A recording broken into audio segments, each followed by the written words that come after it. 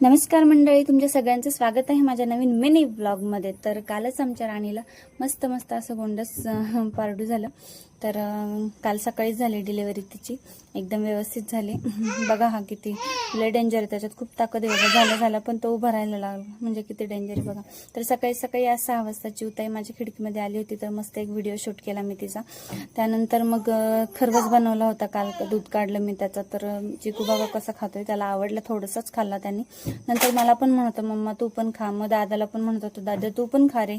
दादाचं तोंड वाकडं लगेच, दादा पळतो लगेच, त्याला काही नको। आणि मग त्याचा नैवेद्य दाखवायचा होता खरवसचा मला, तर मग त्यासाठी मी आधी केली पूजा मग हळदी कुंकू लावून वगैरे घेतलं, चिकूला पण लावलं। दादाला लावायला गेले तर दादा लगेच मागं पळतो, नको म्हणतो काहीच। मग असं तांब्या घेतला रिकाम्याने, तोच खेळत बसला त्याच्यासोबत। त्यानंतर पिंपळाच्या पानावर हळदी कुंकू वाहून मी नैवेद्य ठेवला आणि दर्शन पण घेतलं।